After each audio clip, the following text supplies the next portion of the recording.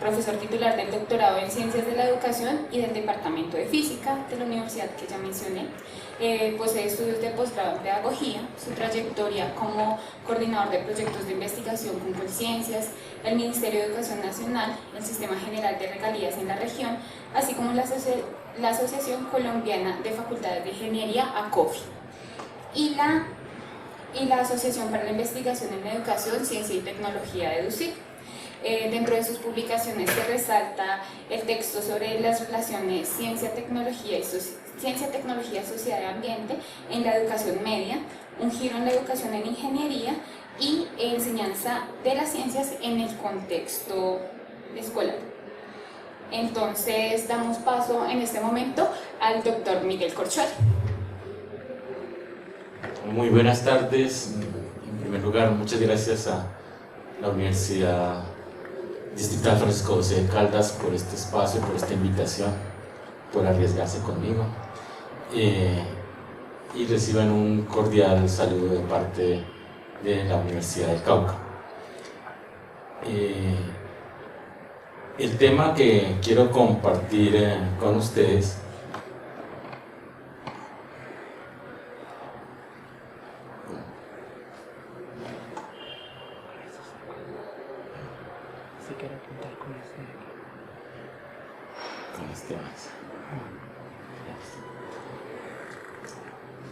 es la relación currículos-universidad.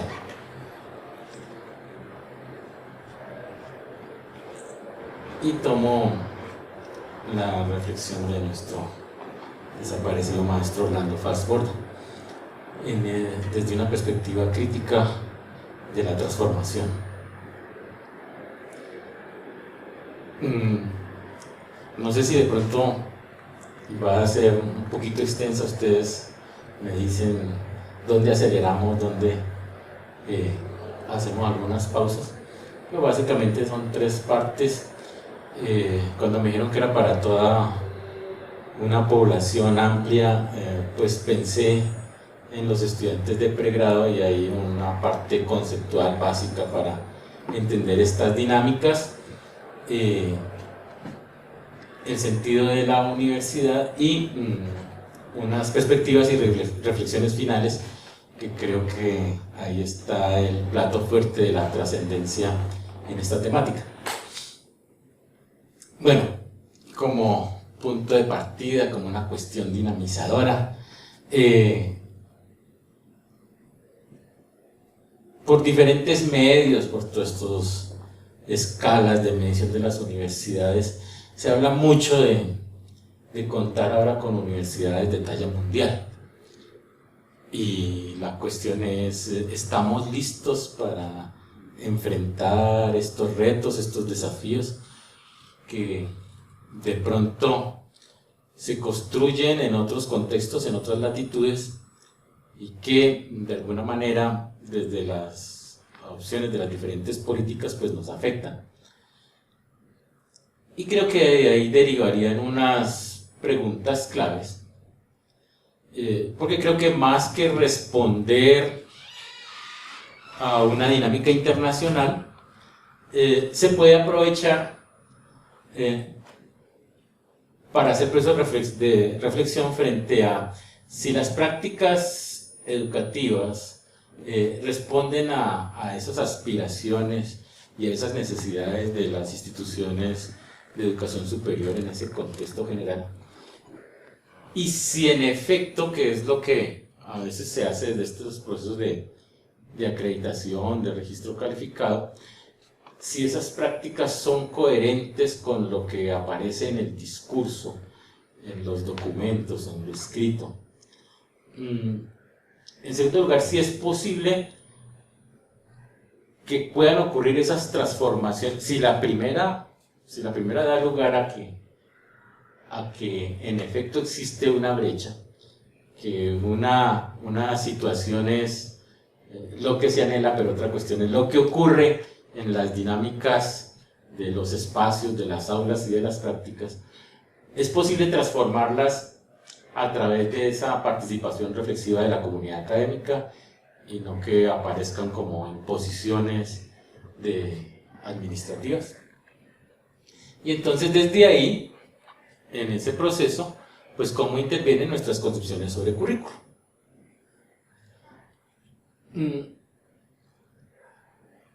Ve que una primera parte que es clave en estos procesos es la construcción de sentido. Y pienso en primera instancia en un docente Nobel, no pero el Nobel del premio, sino el Nobel del novato. Cuando llega a la universidad y le dicen, bueno, le corresponde orientar el curso X. Y entonces, ¿a qué acude para organizar su programa de docencia? Y sobre todo cuando se trata de un profesional que no ha tenido formación en educación. Hablo, por ejemplo, de lo que puede ocurrir en ciencias sociales, en derecho, en medicina, en ingeniería, en ciencias contables, en donde las representaciones que puede tener son empíricas, producto de lo que él aprendió como estudiante, y entonces lo que aspira en su desempeño es emular de pronto a aquel profesor que le pareció que lo hizo de mejor manera. Entonces, cuando estamos en esa situación, el profesor lo que suele hacer es escoger los referentes bibliográficos que van a ser parte de su trabajo y que le den cuál es el programa de estudios. Pero suele resultar ajena la pregunta de qué sentido tiene el hecho de que aparezca un determinado curso, asignatura o actividad dentro de un plan de estudios, dentro de un programa de estudios. Es decir, si es acorde con esas aspiraciones, tanto desde el programa como desde la institución y desde las expectativas mismas de los estudiantes y de los demás colegas profesores. Entonces, por eso me parece que la búsqueda de sentido es un primer elemento para incorporar en la reflexión. La búsqueda de sentido, bueno, como provengo de la parte de la física, pues lo asocio con un carácter vectorial, es decir, que orienta, pero que además de eso también mueve sensibilidades, que es clave para tanto la motivación intrínseca como para visualizar esa motivación extrínseca, que a partir de ahí se construyen y se reconstruyen significados y que da de alguna manera el gusto por enfrentar unos retos o unos desafíos en esos procesos de enseñar y de aprender. Entonces, desde ahí, mirando la actividad universitaria, vale la pena mirar a partes de la historia y fijarnos en parte del siglo XVIII para ver dos tendencias que en este momento nos afectan o inciden en las dinámicas de las instituciones. Una perspectiva pues es en efecto la universidad napoleónica, en donde él, en su expectativa de imperio, mira que lo que se estaba dando desde los esquemas de la escolástica del trivium y el quadrivium no satisface esas necesidades de producción, y entonces busca la formación en las profesiones y aparecen las licencias como tal para ejercerlas. Entonces crea, por ejemplo, el Politécnico en Francia para esa formación profesional. Y por el otro lado tenemos la perspectiva de la Universidad Alemana, en donde se destaca pues la reforma de Wilhelm von Humboldt con los antecedentes del pensamiento kantiano, el sapere aude, del ten valor de servirte por tu propio entendimiento, y que lleva con la reforma de Humboldt a introducir la investigación en la universidad. Es decir, que por ejemplo, si comparamos cronológicamente con la Universidad del Cauca, pues llevamos 200 años y más de diferencia en procesos de investigación frente al contexto alemán. Entonces, parte de eso también aparece ahí el seminario alemán, como parte de esas dinámicas del quehacer universitario. Y le da una connotación muy diferente. Entonces, frente a lo que se traía desde el siglo XIII, de los procesos de la Universidad de París y de la Universidad de Bolonia, del Magister Studiorum, del Magister Universitas y del Universitas Studiorum, pues se incorpora con esta mirada la investigación a los procesos del quehacer universitario. De que, lo que ahora vemos en la Ley 30 de Docencia, Investigación y Extensión, en el contexto europeo, pues la investigación ya lleva más de 200 años de trabajo. Ahora, hay algo interesante desde el contexto latinoamericano, y lo podemos situar en Argentina, con lo que se denominó el Manifiesto Liminar de junio de 1918, en la Universidad de Córdoba, en donde los estudiantes protestan frente al esquema de administración que tiene la universidad, y en esa mirada empieza a gestarse el compromiso de la universidad con la sociedad y con su tiempo, que también lo resalta Ortega y Gasset. Entonces aparece ese deseo por la libre expresión del pensamiento y el compromiso con la realidad social, y toma en el contexto latinoamericano mayor fuerza la participación del estudiantado en el gobierno universitario. Otro hito importante en el ámbito latinoamericano es el trabajo de Sábato y Botana alrededor de la interacción de una parte con el sector productivo, con el sector productivo y con el gobierno, lo que se conoce como el triángulo Sábato-Botana, que ahora en nuestro contexto pues se toma con las relaciones universidad-estado-empresa, que ahorita están en esta década de nuestro siglo, está tomando mucha importancia en nuestro contexto. De hecho, eso está presente ahí en el decreto 1295, en el artículo 5, en el literal 5.6, parte del proceso de autoevaluación para la parte de registros calificados, le piden a los programas que miren cómo es su interacción con el contexto. Y parte de la acreditación depende de la incidencia de los egresados en el contexto. Entonces, desde ahí aparece una dinámica interesante en donde se ve la parte no solamente del pensamiento, sino también de la gestión de proyectos y la parte productiva en la dinámica universitaria.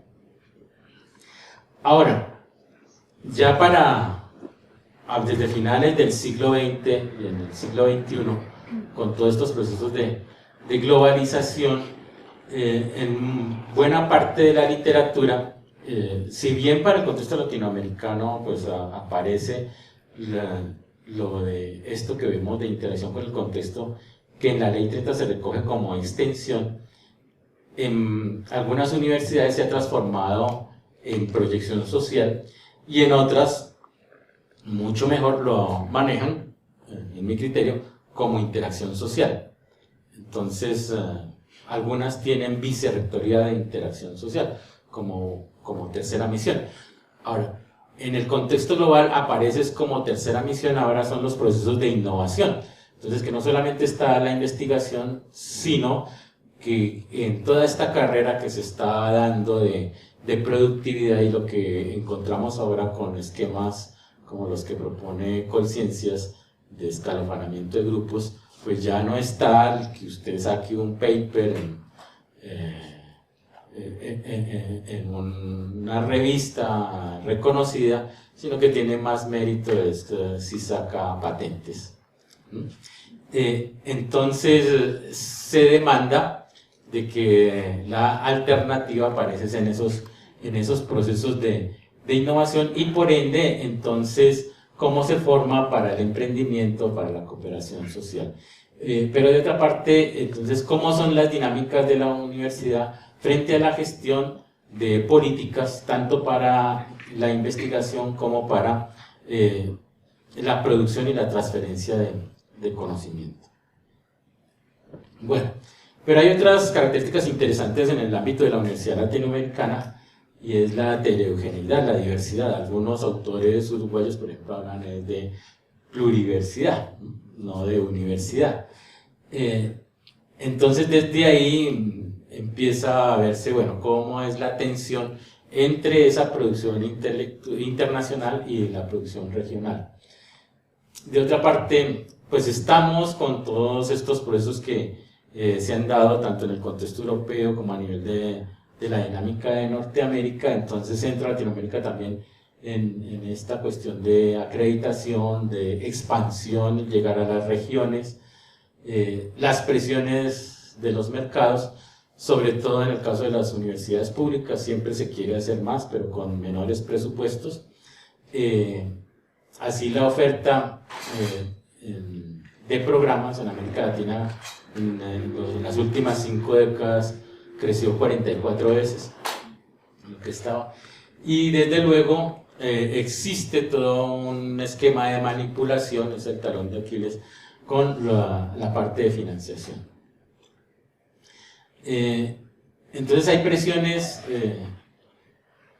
en ese sentido, y ya no hablamos solamente de universidades, sino que se habla de categorías. Entonces se habla de universidades, de instituciones universitarias y instituciones de educación superior, para responder a estas demandas de cobertura. Se incrementan las instituciones privadas, y los exámenes de admisión pues es sencillamente un indicador de la debilidad que tiene la infraestructura y los esquemas de gobierno para atender la cobertura.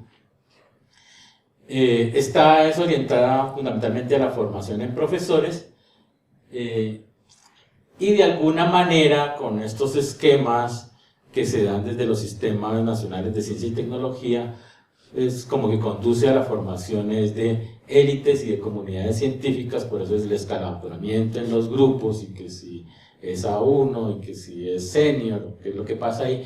Entonces va como a estas taxonomías y a estas jerarquizaciones. Y de otra parte, de alguna manera en la universidad pública aparece esa formación del pensamiento crítico frente al orden instituido.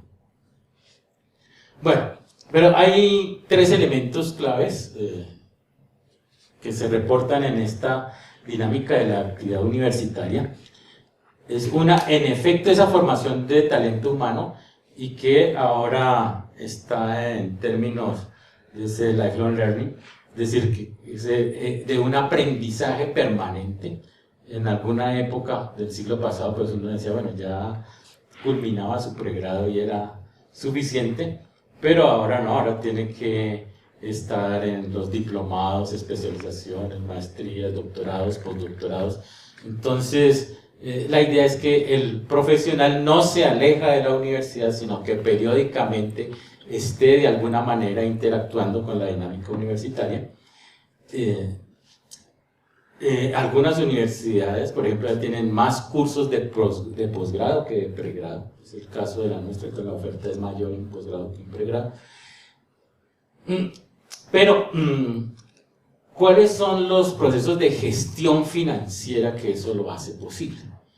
Ahí hay todo un vacío, porque, bueno, salvo que de pronto sean profesores de parte posiblemente de la parte de las ciencias contables, de la administración y la economía, pues podrían tener un poco más de posibilidades de desempeño en este campo, pero en general nos formamos para atender esa gestión financiera y de conocimiento.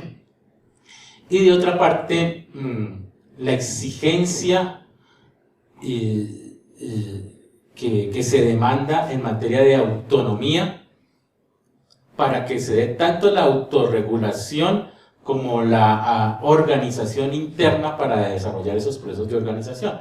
Entonces tenemos muchas limitaciones a veces en el campo de las normatividades para hacer alianzas, procesos, proyectos que le permitan cumplir con toda esa dinámica. Y en buena parte de las oportunidades, pues entonces instituciones privadas a veces pueden tener un cierto grado de mayor movilidad en ese campo frente a las universidades públicas. En esa dinámica de organización, entonces aparecen diferentes tipos de procesos. Entonces aparecen unos procesos que son estratégicos y que es precisamente lo que se espera que visualice la parte administrativa, y que es ahí donde se ve cuál es la concepción de universidad que tiene una administración desde la formulación de esos procesos estratégicos. Pero de otra parte pues están los procesos operativos, que es en efecto los que los permiten llevar a cabo, en donde pues estarían otra parte, donde por buena parte pueden estar quienes acompañan en los consejos para tomar las decisiones que en efecto van a satisfacer esas expectativas, y los procesos de soporte, que son los que en última de esa parte logística y de infraestructura permiten cumplir con tales expectativas.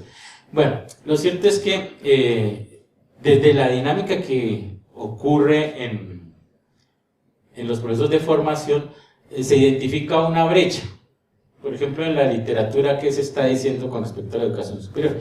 Que es muy importante estudiar ese en torno a problemas, que las propuestas de formación deben estar contextualizadas, que deben ser integradoras, que deben moverse en el paradigma de lo crítico, de la complejidad, de la incertidumbre, que estén acompañadas de aprendizaje reflexivo, activo, y que se requiere que un docente trabaje fundamentalmente en equipo.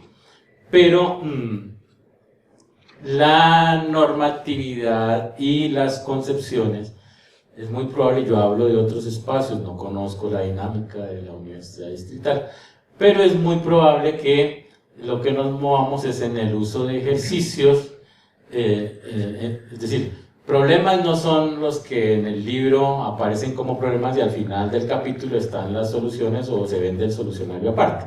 No, son ejercicios. Un problema en principio tiene por lo menos dos alternativas de solución, y dependiendo del contexto, las condiciones espaciotemporales, pues hay que tomar un proceso de decisión de cuál es la válida. Y hay que aprender a identificar el problema. Entonces, la cuestión es si nosotros realmente trabajamos por problemas o estamos trabajando por ejercicio. Nos estamos distanciando del contexto, pues algunos docentes dicen, no, aquí olvídese de sus problemas y concéntrese en lo que yo le estoy diciendo.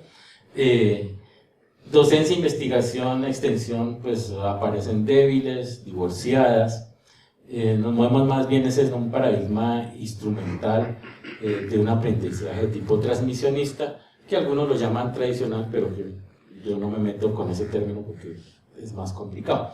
Y el trabajo del docente pues aparece solitario. A veces hay estructuras en donde es muy difícil decirle al administrador, mire, es que 3 profesores son los que van a participar en este seminario o en este curso, sino lo que se mide es una labor docente por profesor, y se manejan que haya un determinado número de horas de docencia por profesor en términos de distribución de esa labor. Entonces, el trabajo interdisciplinario y ese trabajo en equipo resulta, yo creo que en la mayor parte de los casos, complicado. ¿Cómo asumir esto? Entonces, ahí qué podría hacer desde las concepciones curriculares, qué podría visorarnos.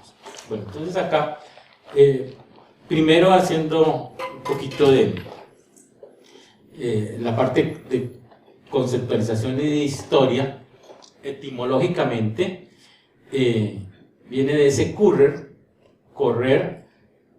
que podría, desde la semántica, asociarse con carrera, corrido, itinerario, puesto, orden. A nivel de historia, uno de los primeros que se acuña el término es Cicerón, 43 años antes de Cristo, aparece lo que llama el currículum vitae, y también tenemos otra transparencia de los primeros trabajos que se hicieron en torno al aprendizaje, al aprender a leer y escribir. Bueno, lo que trato de evocar acá es que de alguna manera el término currículum lo asociamos a una trayectoria, a un desplazamiento, a un camino. Cuando decimos currículum vitae, pues entonces, bueno, ¿cuál es su trayectoria? ¿Qué es lo que ha hecho? Y da cuenta de por dónde ha pasado y qué ha acontecido y qué ha logrado.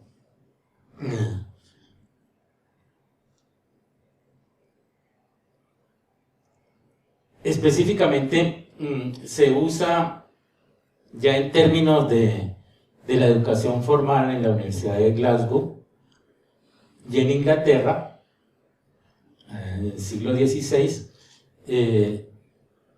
ante un caso muy particular. Era la necesidad en ese momento de formar predicadores protestantes calvinistas frente al esquema que tenía el catolicismo. Ahí están las referencias de Keynes y Hamilton al respecto. Y Marco Fabio Quintiliano pues ya lo usaba en sus cartillas para ese aprender y escribir. De alguna manera, pues entonces, ¿qué pasó? Ahí se empezó a asociar con un control, un esquema de control de actividades, tiempos y resultados. Viendo rápidamente un poquito de historia, por 1632 aparece lo que se llamó la didáctica magna, y desde ahí, en ese momento, cuando se toma en esa primera instancia, lo que se tiene es esos planes de estudios derivados de lo que se denominó el trivium y el quadrivium. Pero a raíz de estos aportes de Kant, finalizando el siglo XIX, por ejemplo, tenemos un aporte muy importante de Dewey en lo que se denominó la Escuela Nueva, o sea, lo que hoy llaman algunos Escuela Nueva, pero ya tiene más de 100 años, y era ver cómo esas propuestas responden a los intereses de los estudiantes. Entonces se empezó más bien a construir propuestas alrededor de proyectos, ¿no? El trabajo por proyectos. Entonces, de una metáfora de currículum vista como desde claustro monasterio, se pasó a una metáfora más bien de verla como un hotel. Entonces, como en función del cliente, cómo se atiende.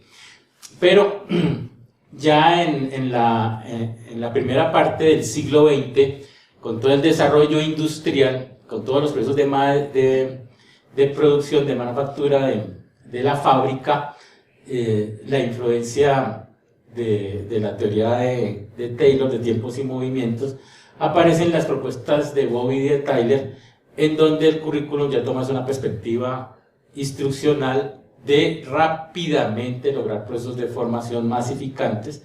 Entonces toma el mismo esquema del currículo como una fábrica, como una máquina, como un dispositivo para reproducir rápidamente, ¿no? La misma producción que se daba en el nivel de fábrica. Entonces, ¿cómo formamos rápidamente profesionales? De alguna manera se percibe ahora cuando dicen, no, es que hay que reducir los tiempos de formación y sacar rápidamente el mayor número de profesionales. Bueno, y a partir de la segunda década del siglo XX aparecen otras perspectivas críticas desde los planteamientos de Habermas, que es en donde se recoge a Keynes, a Steinhaus, a Ludwig, en donde ya aparece el currículum es como una oportunidad para investigar. Entonces, ya no es esa visión, en la anterior es una visión de prescripción.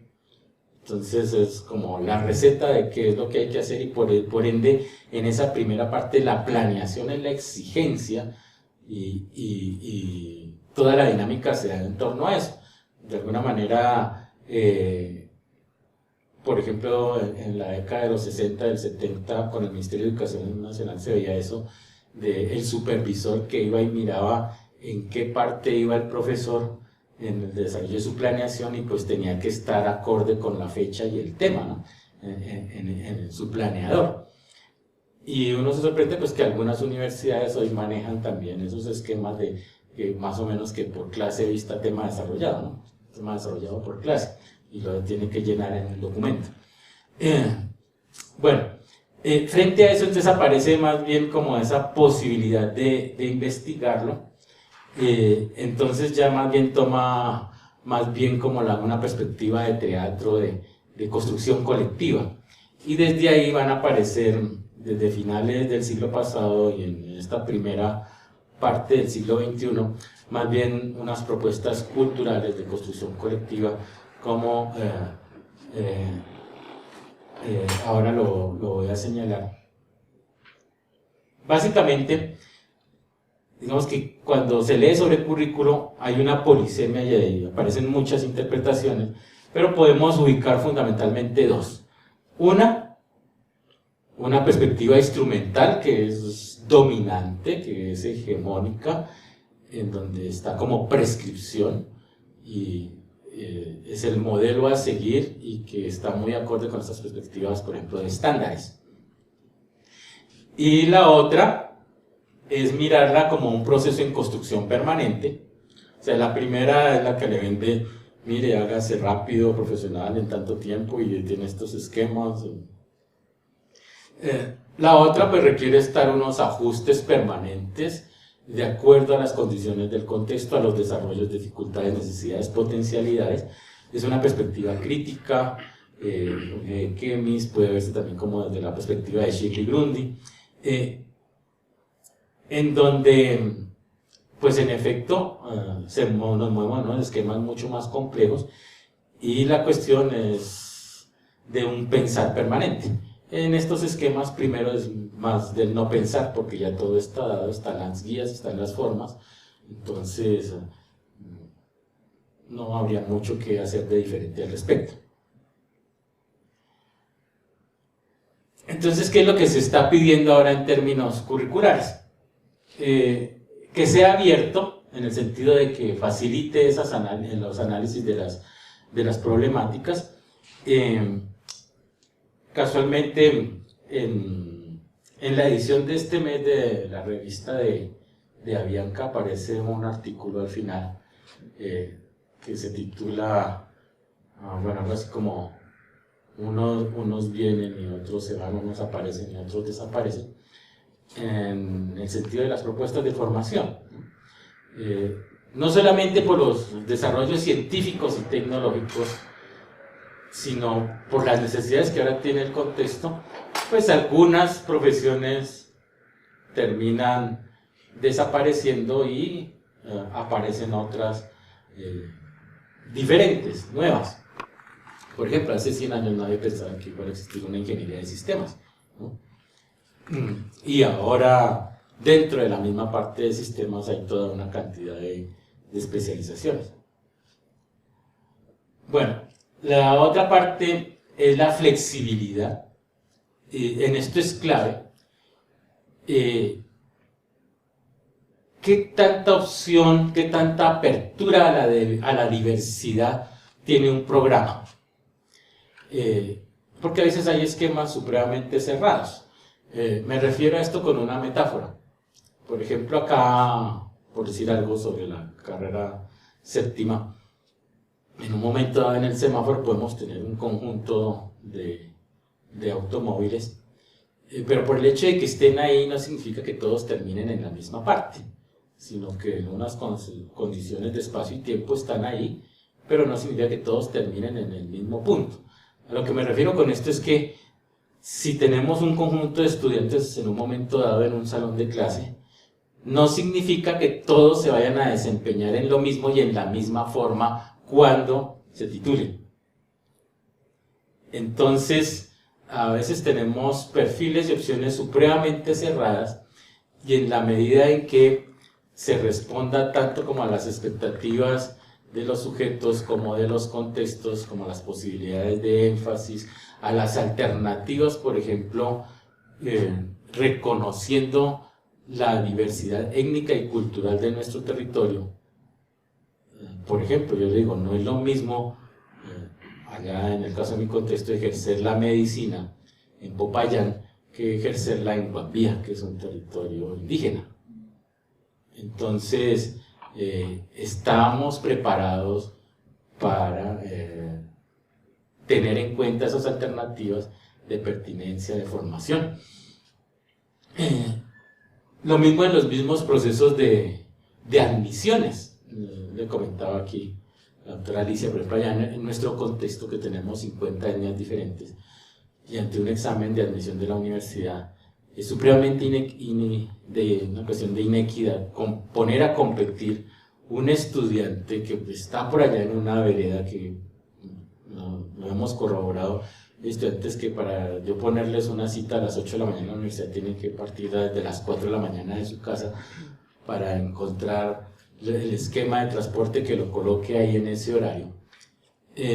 Entonces, su proceso de formación no ha sido lo mismo que el citadino. Entonces hay una condición de inequidad en el acceso. ¿Qué esquemas de formación hacemos frente a esto? A las mismas concepciones, por ejemplo, en la parte de matemáticas, sé que en la Universidad del Valle en algún momento existió, por ejemplo, una etnomatemática para menguar la deserción en los primeros niveles cuando tenemos estudiantes provenientes de estas comunidades. Bueno, la parte integral, que bueno, ahora lo voy a mostrar más adelante con un efecto, me refiero ahora, allá voy a dar una explicación más detallada. La parte secuencial, en qué medida se avanza de lo simple a lo complejo y qué tan participativo es. Es decir, en la formulación de esas propuestas, qué tanto participan docentes, integrantes de las comunidades, los mismos estudiantes, en fin. Bueno, lo que yo les propongo es que miremos el acto educativo referenciado en 3 aspectos, que es muy diferente de lo que de pronto ha venido planteando la didáctica convencional. Y es, miremos la referenciada en los sujetos, los saberes y los sentidos. Y desde ahí podemos ver, por ejemplo, la parte de flexibilidad. Entonces, ¿qué tan flexible es respecto a los sujetos en cuanto a su procedencia, sus aspiraciones, sus intereses? ¿Qué tan flexible es respecto a los saberes, tanto en sus desarrollos en la evolución como en lo que se cultiva en las diferentes regiones? Y en los sentidos, sus intereses, expectativas, proyectos de vida, proyectos de región, proyectos de nación. Me parece que desde ahí, pues ese acercamiento desde los sujetos a la parte pedagógica, desde los saberes a la parte didáctica y de los sentidos al currículo.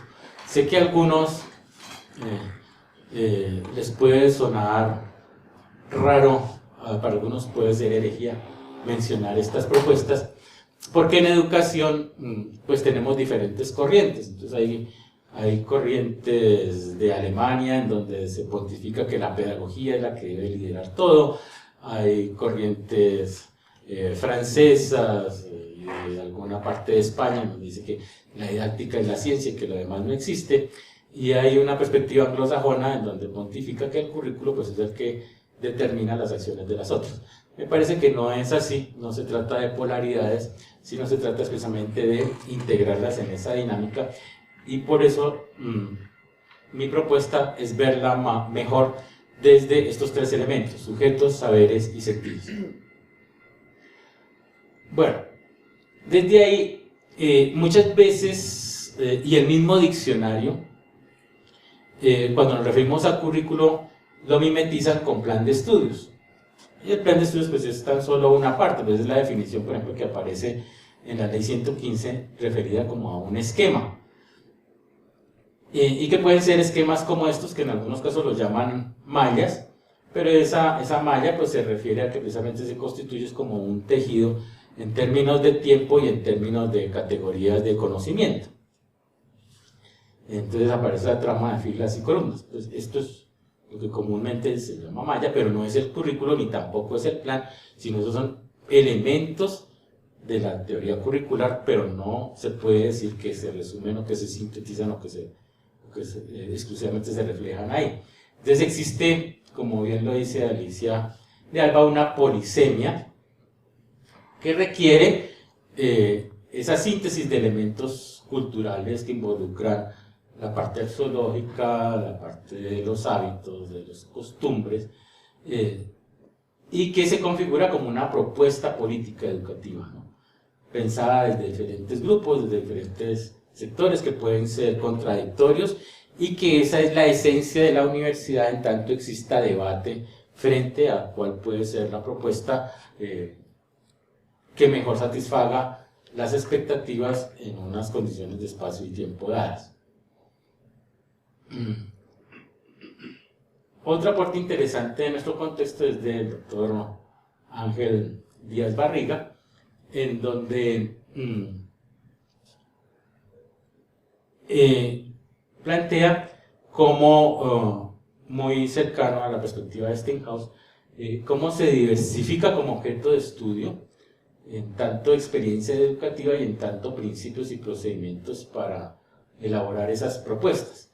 Entonces demanda esos procesos de investigación en cuanto a los sujetos, los propósitos y su factibilidad para ese posterior desempeño. Con Henry Giros pues encontramos ese aporte político, ¿no? Como de alguna manera está conectada con esas necesidades y esas deficiencias y que ocurren al interior de las instituciones educativas, porque se construyen a partir de subjetividades, de esos significados que se generan y de cómo se conectan con esos problemas y esas relaciones de poder y de control que se van a dar al interior de las instituciones. Entonces, ¿qué va a pasar? Que esas concepciones curriculares pues van a desatar unos retos, y es en efecto cómo dentro de esa dinámica, desde esas propuestas, en efecto se da a esos lugares para el pensar. Y aquí hago de pronto una relación al pensar en ese término de Einstein, de construir nuevas conexiones neuronales, ¿no? Él hace en un texto una alusión muy interesante en que hay que diferenciar entre memorizar y pensar. A veces uno dice, déjeme pensar, y lo que pasa es que se está recordando, está evocando la memoria, y el pensar implica unas nuevas sinapsis que de alguna manera pues se conectan con los procesos de investigar, de participar, de actuar de manera crítica y creativa. No desconociendo que estamos en unas situaciones de celeridad, en donde cada vez quieren que los tiempos se reduzcan, que están en las presiones de globalización, las tensiones entre unidad y pluralismo, de integración, de inequidad, de injusticia social, de indiferencia, de homogeneidad que a veces se pretenden desde estos estándares. Entonces, ante esas situaciones, es cómo se abren esos espacios de reflexión para no dejarse llevar por una presión, por una moda, sino trabajar en efecto en lo pertinente y en lo relevante. Y lo digo porque, pues en buena medida esto aparece cuando llegan esos procesos de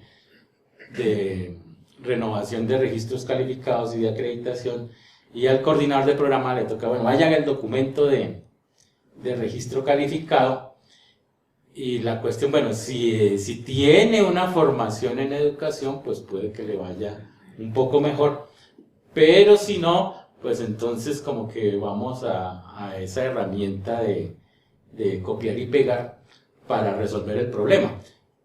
Pero era lo que se mencionaba en la pregunta inicial.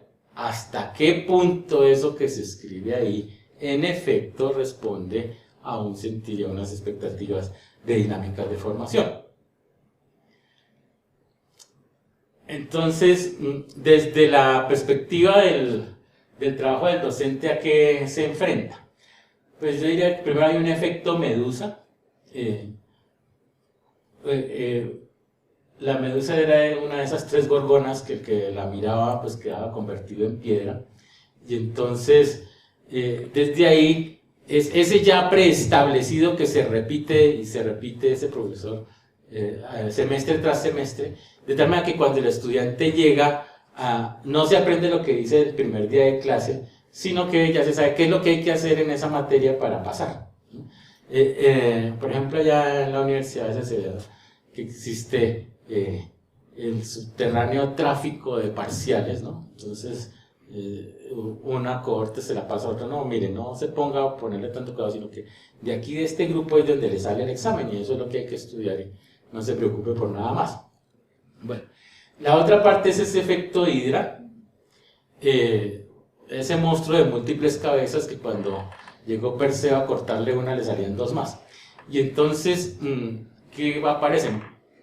Planes de estudio supercargados de asignaturas, y cuando se dice, mire, no será posible integrar estas 2 y dar un solo esquema para tener mejores espacios y tiempos, entonces aparece el profesor que defiende su parcela y dice, no, si esto es importantísimo y con los desarrollos que se han dado antes necesito más tiempo, ¿no? Entonces, cuando se pretende reducir, lo que parece que pareciera es que hay que poner más para ver más. Eso expresa del efecto Hidra.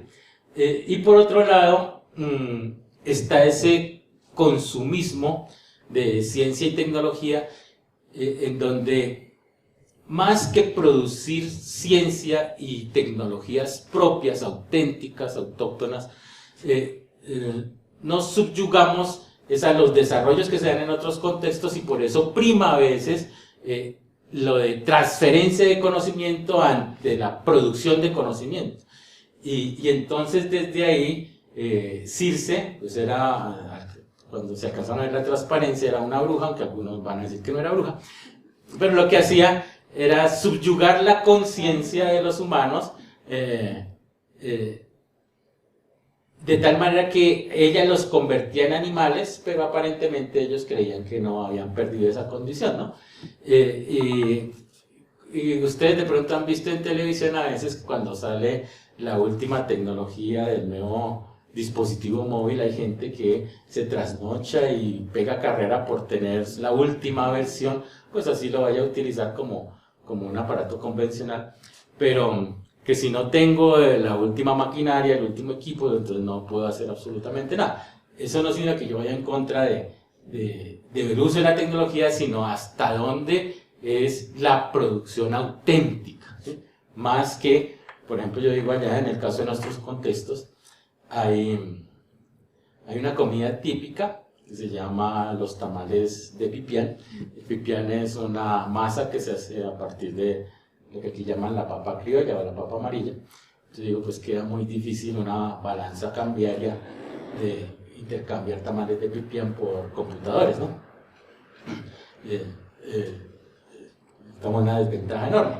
Bueno, y finalmente el efecto narciso, que es esa falsa confianza que puede ocurrir en aquellos programas que llevan más tiempo. Entonces hay algunos que pueden llevar 50, 100 años. Entonces, no, pues nosotros siempre lo hemos hecho así, ya tenemos una trayectoria, una experiencia, que vamos a cambiar, que vamos a hacerlo de manera distinta. Entonces, a veces hay una excesiva autoestima, que nos creemos que porque somos la universidad pública o lo que sea, entonces la otra no nos va a hacer competencia, y cuando menos nos damos cuenta, nos ha tomado una gran ventaja. Bueno, entonces tenemos una cantidad de problemas: cambio climático, manejo de residuos sólidos, lo del agua potable, el problema de la energía, los alimentos transgénicos, la corrupción. Bueno, la lista es larguísima. ¿Qué hacemos ante eso? Pues algunos dicen, mientras el mundo tiene problemas, la universidad tiene departamentos. Y eso resulta complicado para ese trabajo interdisciplinario. Bueno, en ese sentido, de todas maneras, ¿qué se solicita? Como lo menciona Frida Díaz Barrigas, pues explicitar los sentidos, tanto desde la perspectiva política como científico-técnica, social, cultural y económica, que oriente esa acción educativa para hacerlos posibles. Y desde luego, pues hay que hacer unos procesos de planeación, pero otra cuestión es si esa planeación es taxativa o si esa planeación es flexible, sobre todo en esos procesos de diagnóstico real, porque a veces uno encuentra, cuando es para académicos, dicen, sí, eso es supremamente importante ese programa. Bueno, pero ¿dónde está la evidencia de la pertinencia de esa propuesta en ese contexto? Las metas, las posibilidades, el plan de estudios, pues que va a ser una parte de los contenidos, las formas y los instrumentos de evaluación. Son algunos de los componentes para tenerlos en cuenta. Pero desde aquí entonces aparecen unas perspectivas interesantes que me parece que es lo más importante de esta construcción, de este espacio. Y empiezo con esta parte con otra metáfora. Entonces, bueno, ¿qué tanto puede significar una nota musical? Pues, si interpretáramos la nota La, pues no nos diría mayor cosa. Esa nota cobra significado en tanto esté acompañada de otras en una melodía. Y a nivel neuronal ocurre algo similar. Una neurona sola al cerebro le hace daño y por eso el cerebro la destruye, porque sola no le sirve. El 25% de la energía en condiciones vegetativas las emplea el cerebro. Si ustedes asisten a una charla como esta, pues seguramente el nivel de energía va a ser mucho más alto. Entonces, lo que interesa son las conexiones neuronales. Las neuronas sirven en tanto esté conectada. Entonces decimos, bueno, tenemos 100.000 millones de neuronas, pero pues cada neurona puede tener miles de conexiones y eso es lo importante. La regeneración neuronal pues es difícil cuando avanza la edad y lo que garantiza esa salud cerebral es la conectividad de esas neuronas. De manera que si usted un concepto lo tiene asociado por la mayor número de alternativas, pues es el que fácilmente va a recordar. Si solamente tiene un camino y ese camino se daña, pues se pierde ese concepto. Bueno, y otra metáfora que los invito a que miremos viene de la química, el caso del carbono. Entonces, ¿por qué existe una química del carbono? Y si son más de 100 elementos, ¿por qué no hay más de 100 químicas? ¿Cierto?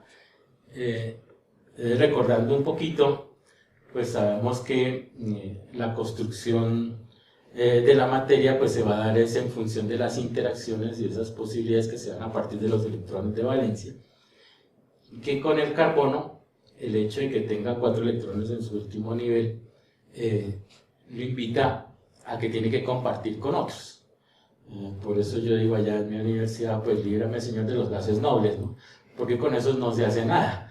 Entonces algunos profesores que se sienten ya muy satisfechos y que no necesitan trabajar en equipo con nadie, pues no se puede construir nada con ellos. Pero en tanto reconozcamos que sí tenemos un potencial desde esta valencia, pero que es muy importante lo que podamos construir con otros, que eso es un cambio en la cuestión de evaluación. ¿Qué vamos a encontrar? Pues que gracias a eso pues tenemos diferentes tipos de estructura, una estructura tipo grafito, como la que pasa por nuestras manos allá en el preescolar, pero los mismos átomos organizados de otra manera pues nos permiten tener una estructura tipo diamante. O luego, con todos los desarrollos que tenemos de la ciencia y de la tecnología, pues ya tenemos los fullerenos, o el grafeno, que es la revolución del siglo XXI. Pero no solamente con el carbono, sino que con el nitrógeno, con el fósforo, se construyen las biomoléculas. En resumen, gracias a las interacciones es que estamos vivos. La facilidad, el poder y el potencial de interactuar con otros. Me ayudas un poquito con el agua porque ya me estoy quedando sin... Entonces, así en el caso de la química, pues se desarrolla una cantidad de funciones. Y esto que lo vimos el año antepasado en los procesos de Ley 30,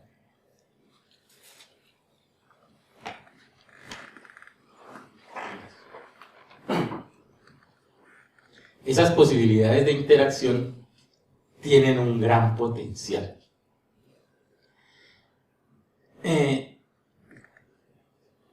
¿Por qué traigo en cuenta esto? En el siglo pasado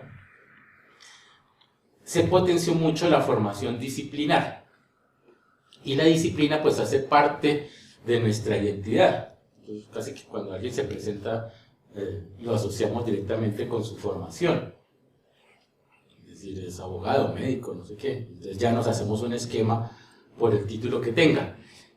Entonces se manejaba ese teorema según el cual, ese paradigma según el cual para enseñar muy bien mi disciplina pues era necesario y suficiente saberla muy bien.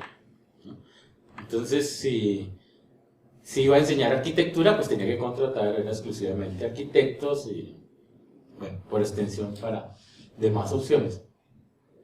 Y si la quiero enseñar mejor, pues lo que tengo que estudiar es más acerca de ella.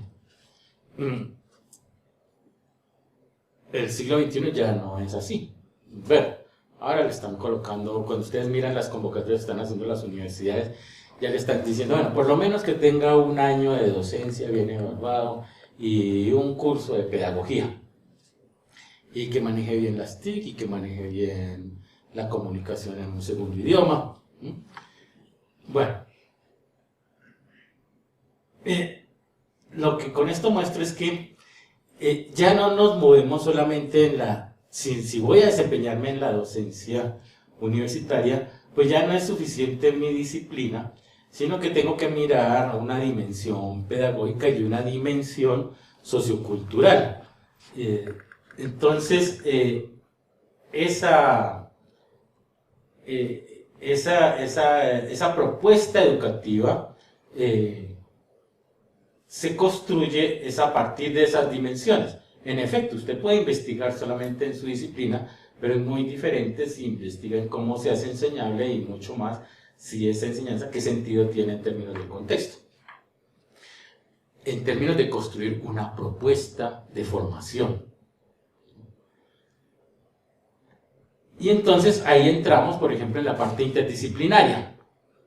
En este siglo XXI, por ejemplo, ustedes pueden consultar a través de la web un caso, por ejemplo, la convergencia NB+C, nanotecnología, biotecnología, cognición e informática, son 7 tomos.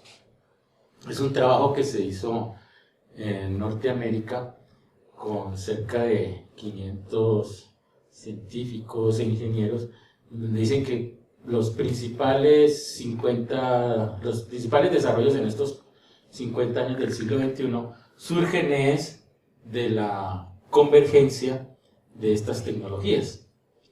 Entonces ustedes ven, por ejemplo, todo lo que se está haciendo en materia de trajes, de aprendizaje, en todo lo que es conocimiento del cerebro y lo que implica en el aprendizaje. Hay unos presupuestos enormes.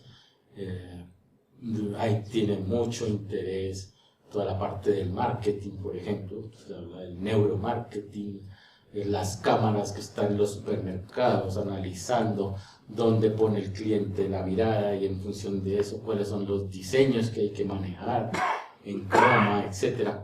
En fin, es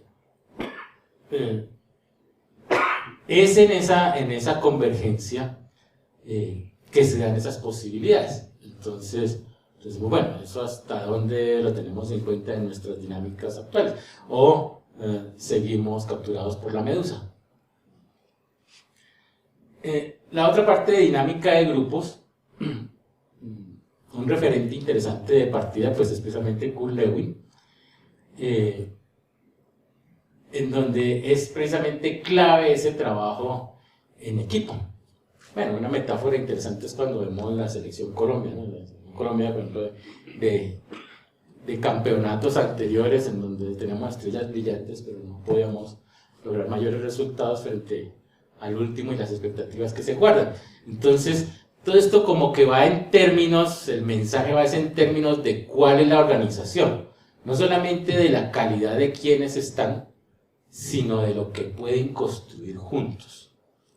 Entonces, la importancia de abrir esos espacios para que nos encontremos y visualicemos cuáles son nuestras posibilidades en medio de las circunstancias que tenemos. Desde luego, pues esto, ¿qué requiere? Estrategias para la participación, para el aprendizaje. Por eso decía, bueno, usted sabe mucho, pero también en qué tanto está dispuesto a aprender. Esa es una de las capacidades que más están evaluando ahorita las empresas al vincular profesionales. No es que tanto sabe, sino cuál es su capacidad para aprender. Entonces, más van en términos de ese desarrollo del aprender a aprender, más del cuánto sabe, su capacidad para negociar y su capacidad para transformar, qué tan flexible es para abordar una nueva tecnología, un nuevo paradigma.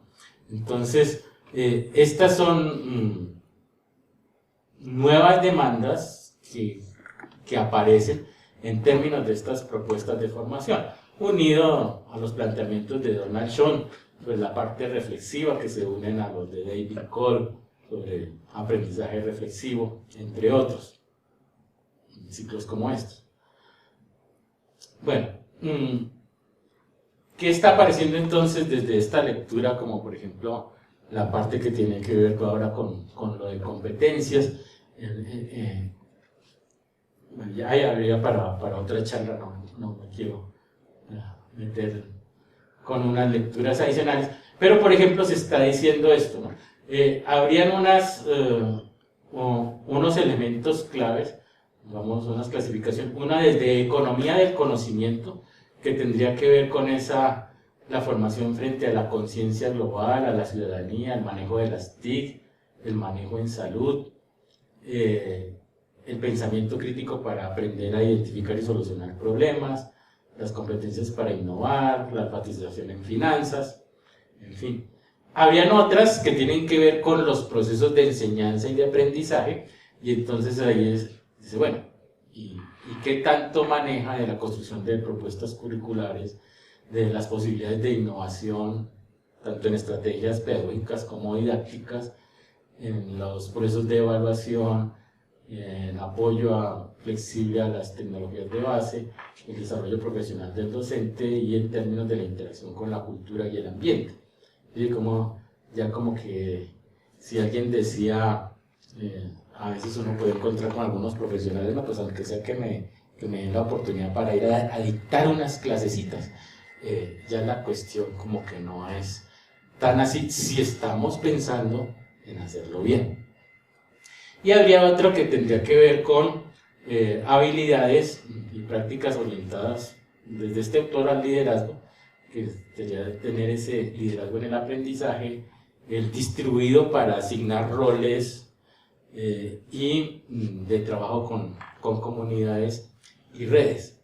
Entonces, por ejemplo, esta es una perspectiva muy diferente si estamos pensando en perfiles de admisión de nuevos docentes, o de desempeño docente, o de alcanzar esas capacidades. Otra lectura aparece desde las demandas de internacionalización.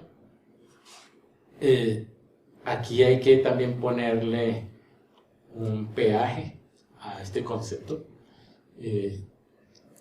porque algunos en esa perspectiva expansionista pues utilizan, he escuchado en conferencias ese término, pongo comillas, algunos dicen, que tanto captura, y en algunos documentos aparece así, que tanto captura estudiantes de otras regiones, ¿no? Y creo que no se trata de eso, sino más bien que identifique cuál es su ventaja comparativa frente a otros contextos. Es decir, ¿qué tiene usted de especial o de particular en su institución o en su grupo de investigación que usted cultiva, que no lo hacen otros y que por tanto pues sería llamativo para que vengan a hacerlo con lo que usted está trabajando? Eso es muy distinto, ¿no? Hay unos casos que reporta un autor mexicano que se han movido en estos procesos de innovaciones curriculares. Un caso de la Universidad de Sussex en el Reino Unido. Lo interesante, bueno, voy a referirme a 3 casos.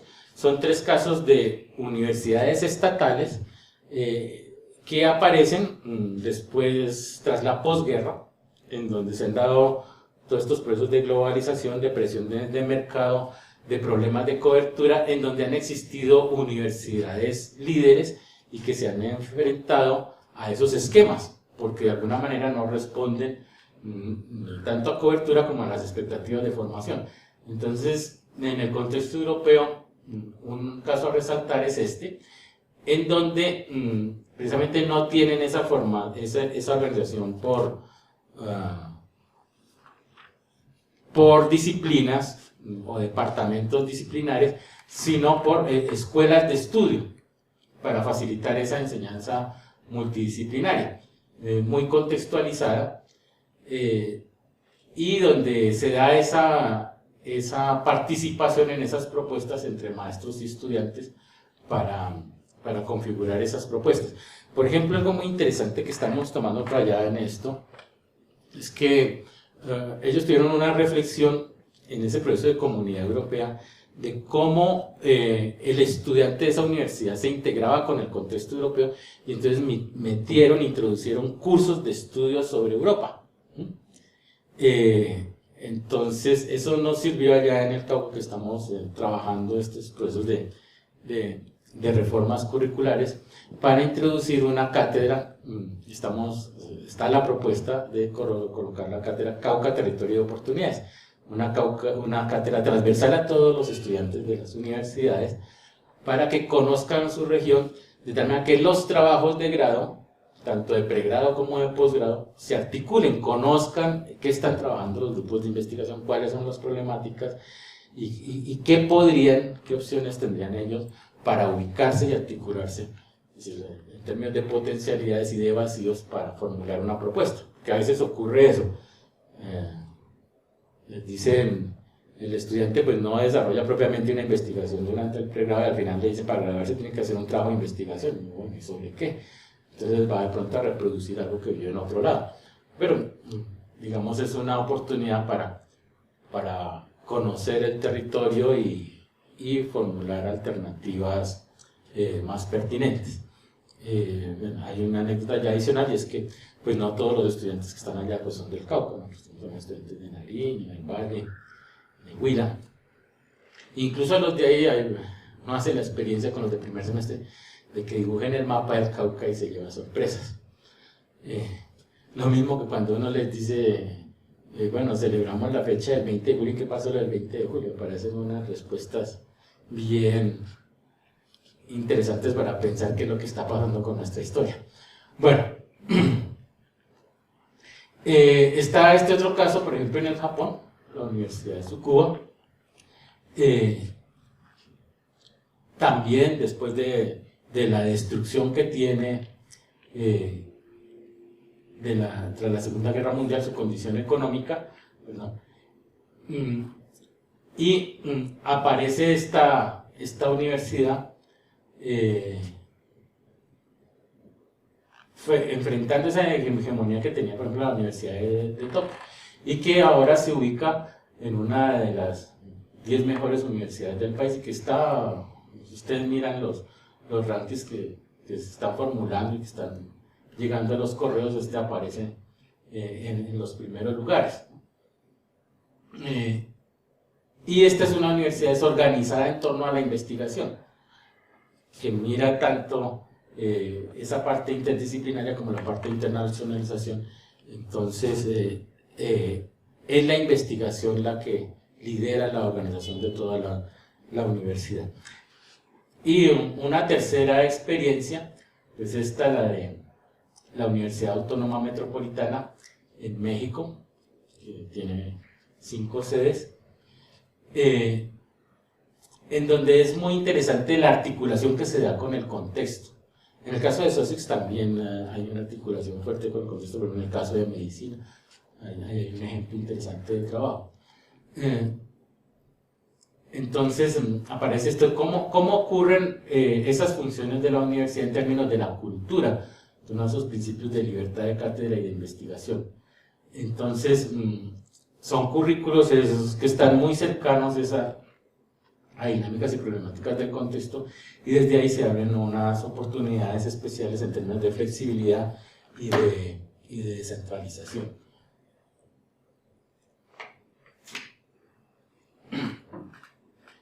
Como se señaló en la diapositiva inicial, esto requería unos procesos de autonomía universitaria para gestionar su propia forma de organización, incluso la titulación que se iba a dar, ¿no?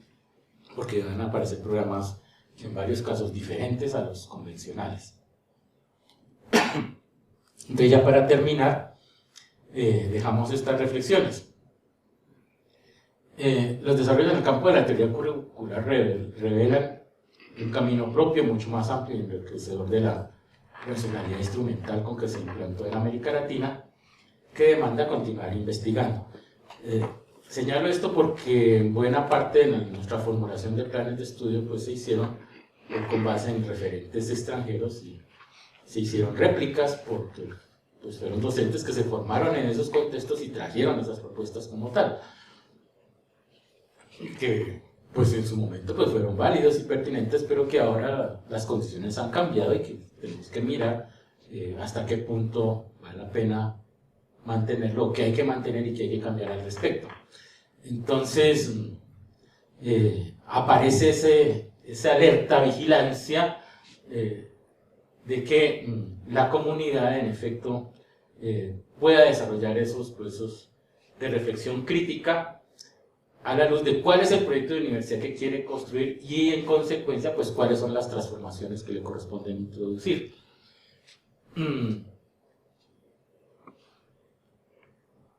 Estados Unidos, pues desde luego está en ese proceso expansionista y desde ahí vienen todas esas advertencias por ejemplo, del TLC que en algún momento, hace unos años, en el caso nuestro, pues se decía, no, pues en lugar de que vayan a la universidad distrital y que miren que ya tienen paros y todo, pues mejor, vea, le prestamos para que usted estudie en el extranjero. Y como le prestamos, pues no habría una inversión directa, no es un préstamo, es una condición muy diferente. Entonces, vemos cómo la oferta privada se está incrementando entonces, desde ahí es eso, cómo superamos de pronto esas metáforas, esas ideas de que no se trata sencillamente de ser procesos masificantes tipo fábrica, sino cómo son los procesos realmente relevantes en términos de ese bienestar de la humanidad. Siempre hay una tensión entre esa eficiencia financiera que se demanda de un lado y la eficiencia social por el otro, y al igual que esas tensiones entre inclusión social y producción de conocimiento. Entonces nos movemos de alguna manera entre ser esos constructores sociales y ser constructores de nuevas economías. Hay que mirar hasta en qué medida se advierte y se toma una postura frente a estas visiones mercantilistas. No se trata de negarlas ni de ponerse de espaldas, sino precisamente poder estudiarlas y generar alternativas al respecto.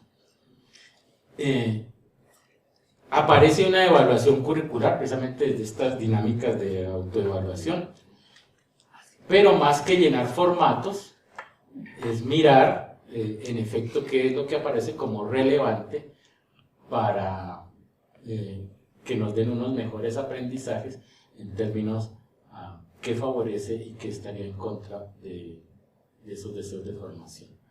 bueno, estando en este recinto no queda más sino evocar a Francisco José de Caldas cuando allá por el año de 1798 escribía frente a los trabajos de isometría: apenas conocemos el momento presente, ¿qué podemos decir de los futuros? Pues no suspemos el derecho de la posteridad, pero aspiremos a merecer su reconocimiento, al menos que nuestros hijos, nuestros nietos nos digan: ¿y qué pasó allá por el año 2015? Que no nos digan que somos perezosos. Muchas gracias, muy amables. Si tienen alguna pregunta.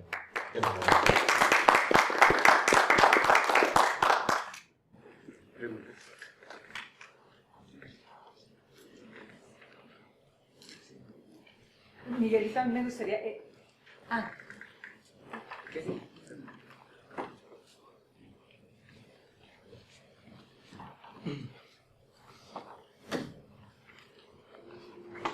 Gracias al profesor Miguel por la conferencia tan ilustrativa que nos ha presentado.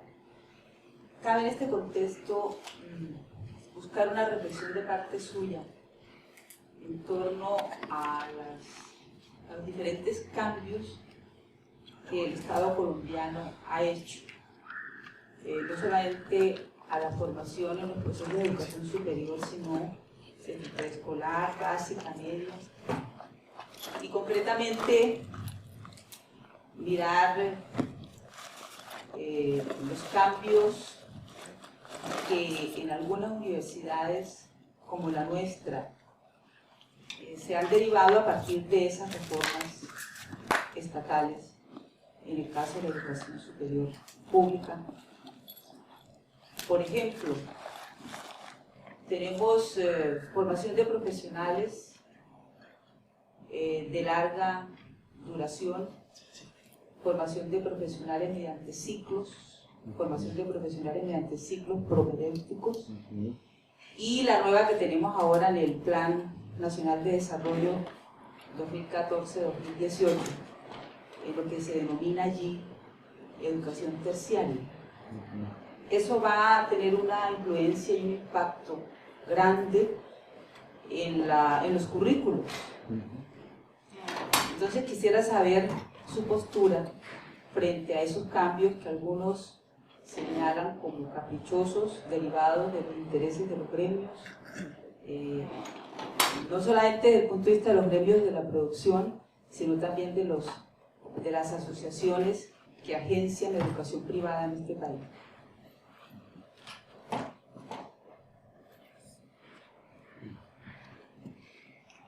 Muchas gracias por esa pregunta.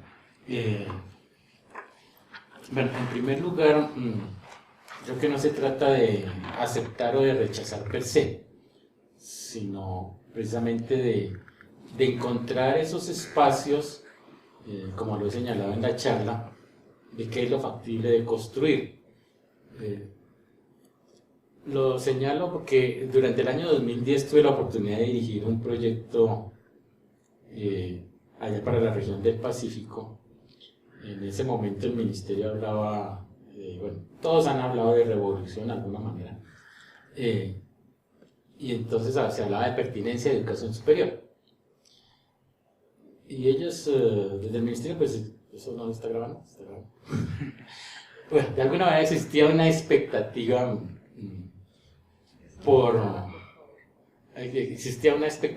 por unos indicadores. Pero lo que me parecía a mí más interesante era qué podía yo construir en la región a partir de esa oportunidad. Porque rara vez tiene uno la ocasión de tener sentados en un mismo recinto a empresarios, secretarios de educación y profesores universitarios. Comento la anécdota porque, por ejemplo, hace uno una pregunta para un taller y los empresarios en términos de hora y media tenían la respuesta estructurada con todos los puntos y el plan de trabajo. Los profesores universitarios llegaban a las 12 del día y estaban discutiendo si la pregunta era pertinente. Y los empresarios, los secretarios me decían que eso bajo qué norma estaba formulada y a qué plan de gobierno obedecía. Entonces, eso simplemente es para identificar que existen diferentes lógicas y que es necesario abrir esos espacios para entenderlas y mirar qué es lo que en efecto sí se puede construir desde esos procesos de gestión. Ahora, a veces se formulan estas políticas porque posiblemente han escuchado que ha favorecido en X contexto y se transfieren sin más. Me refiero, por ejemplo, a la formación por ciclos propedéuticos. Yo creo que la formación por ciclos es pertinente, pero que no hay que decir mentiras. A lo que me refiero es que, por ejemplo, si se va a formar un ingeniero, no puede decirle, mire, es que usted, mientras el ingeniero hace 5 años continuos, entonces usted va a ser ingeniero si hace 3 primero y 2 después. Eso es falso. Porque si usted tiene primero un ciclo de formación tecnológico, su formación es para ser tecnólogo. Entonces el sentido, al comienzo, es muy distinto. Entonces no puedo engañarlo y decirle que tranquilo, que eso obedece a un proceso lineal. No, eso son falsas expectativas, no corresponde, la formación no responde en sí. Lo que ahora dices, por ejemplo, el caso de educación terciaria, sé que en esta, bueno, esa es otra historia, desde todo el siglo XIX,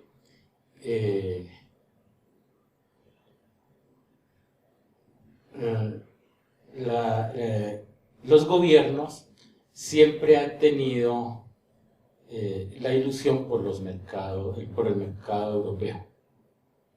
Allá yo lo analizaba, por ejemplo, de Tomás Cipriano de Mosquera, año 1845, 1850, buscaba el comercio del oro y del cacao, en ese caso, ubicarlo en Inglaterra. Entonces por eso se abrió la carretera Cali-Buenaventura, que era una estrategia para sacar las mercancías por el Pacífico, y el ferrocarril de Panamá para interconectar los dos océanos, que lo hizo Tomás Cipriano de Mosquera en términos de esos mercados. Y eso se ha mantenido, ¿no? Entonces ahora tenemos esa ilusión de ser partícipe de la Organización para la Cooperación y el Desarrollo Económico, estar ahí en la lista, y aparecen unas demandas de cobertura. Y una forma de ampliar cobertura, en lugar de crear universidades, pues entonces doy un adjetivo mucho más amplio de educación terciaria que pensar en educación universitaria, porque ahí puedo meter tecnólogos, técnicos, y cumplo con cifras. Entonces, son formas de responder a otras lógicas, pero la cuestión es, más que eso, es qué tanto sí se responde a las necesidades del contexto, ¿no? Que me parece que es lo más importante. Entonces, es la necesidad de que existan dentro de las universidades precisamente eso que consagra la constitución política en términos de la autonomía, para que sea esa academia y ese criterio que lo colocó precisamente cuando uno lee en la historia el trabajo de Wilhelm von Humboldt. Fue el precursor de la autonomía universitaria. Para que la universidad pueda cumplir su propósito tiene que tener esa independencia de libre pensamiento. De lo contrario va a ser muy difícil para mirar qué es lo que más le conviene a esa sociedad para tener esa condición de vida digna. Entonces,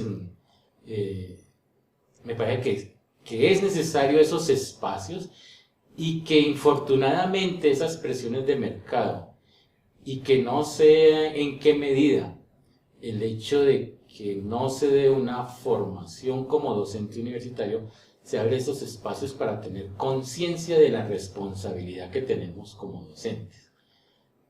Es algo así como haciendo alusión al trabajo de Molière en El médico a palos, ¿no?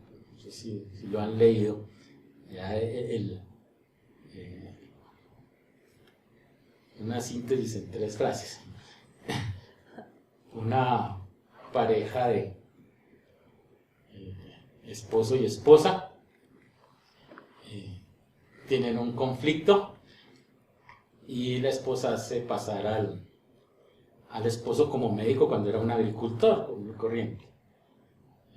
Se encuentran con un adinerado que está enfermo y entonces bueno, y ella dice que él no le gusta porque es mentiroso y no le gusta ejercer la profesión, entonces lo agarran en efecto a garrote para que actúe como médico frente al señor. Entonces en alguna parte dice, bueno, un zapatero no puede hacer un par de zapatos sin echar a perder un pedazo de cuero. Pues entonces si tengo que ser médico, pues que se sacrifique uno. Entonces la cuestión es, ¿cuánto cuesta que un docente se equivoque en un proceso de formación? No que dé un dato erróneo, porque pues, eso lo puede, con cuestiones éticas, puede corregir muy fácil. Pero ¿cuánto cuesta un error en términos de formación? Y si lo miramos en un lapso amplio de tiempo, ¿cuántas generaciones pasan por ahí? Entonces, ¿o qué beneficios o qué estragos puede causar? Porque de ahí todo lo que se deriva. Así como tenemos excelentes profesionales, tenemos otros casos para cuestionar, como Null, entre otros, que han pasado por universidades. Entonces, es tener esa posibilidad de encontrarse para ver qué sería lo pertinente en un momento dado para definir una política al interior de una institución.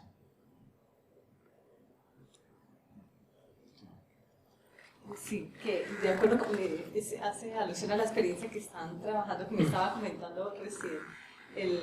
Uno se preguntaría acerca de esa concepción de currículo que ustedes están construyendo alternativo allá en Popayán, en el Cauca. ¿Cómo, en qué? Tratar de conocer un poquito más, qué la ha jalonado, qué la ha dificultado. Como conocer un poco más de esa experiencia. Ahora me estaba hablando, por ejemplo, de la innovación educativa como una concepción que están construyendo también particular. Es interesante. Bueno, entonces hay que aclarar que todas las dinámicas se dan a raíz de los grupos de investigación, ¿no? No es porque vengan unas iniciativas de la dirección universitaria de que así sea. Entonces, es complejo. La situación es compleja porque ahí sí pasa lo del médico a palos, ¿no? Cuando uno se mete a hacer algo diferente son más los obstáculos que aparecen que las bondades, porque entra a hacer rupturas. Entonces en buena parte empiezan las rupturas con la parte administrativa, que tiene unas dinámicas, y empiezan a formular unas diferentes, y son dos cosas que no compaginan. Entonces hay que hacer un trabajo muy fuerte. Pues de una parte viene toda la sustentación académica de cómo es posible, pero necesitan los procesos de gestión. Entonces hay necesidad de formular esos proyectos de investigación, porque esto necesita recursos. Y si no se hace gestión, pues es muy difícil de que uno pueda llevar a cabo como esas experiencias piloto. Buena parte a veces del trabajo necesita de esos ejemplos, yo digo, lo llamo a veces de esos botones de muestra de que sí es posible y de que dan resultados, pero eso requiere inversión, y pues eso se hace con base en proyectos de investigación para poder tener los espacios y los recursos. Porque si uno va a decirlo nomás, no, es que mire que quiero ahora hacerlo de otra manera, no, porque usted tiene tantas horas de labor y tiene que hacerlo así y así. Entonces, no, tiene que abrirse espacios a través de los proyectos. Entonces, bajo la propuesta del proyecto, sí ya es posible contar con el tiempo y los recursos, porque pues, uno necesita vincular a otros docentes y no les puede decir, venga y hágalo aquí por altruismo de que venga a trabajar conmigo, sino que él de alguna manera tiene que decir, bueno, pero ¿en qué medida puedo yo también satisfacer mis expectativas de investigación? Entonces hablo de la parte que hay de los procesos de negociación. Los procesos de negociación que uno cuando está en el pregrado, pues nunca nadie le enseña eso. Pero precisamente dentro de esos procesos de innovación y de eso, bueno, no quisiera utilizar el término, pero ahorita es muy usado, esa competencia que están diciendo ahí, que se necesita para interactuar con otros, que es necesaria aprender a interactuar con, y que bajo estos esquemas de filas y columnas pues queda muy difícil. Entonces, por ejemplo, en una época que estábamos trabajando un trabajo en ingeniería, a algunos les quedaba muy difícil pensar en que su clase se pudiera dar a través de trabajo en equipo y que eso tuviera un valor para la calificación. Decían que no, que la calificación tenía que ser solamente individual. Entonces, bueno, nosotros cómo le vamos a pedir que se desempeñe bien en trabajo con otros cuando en la universidad pues no ha tenido oportunidad de trabajar en equipo y de reconocerle y de valorarle eso.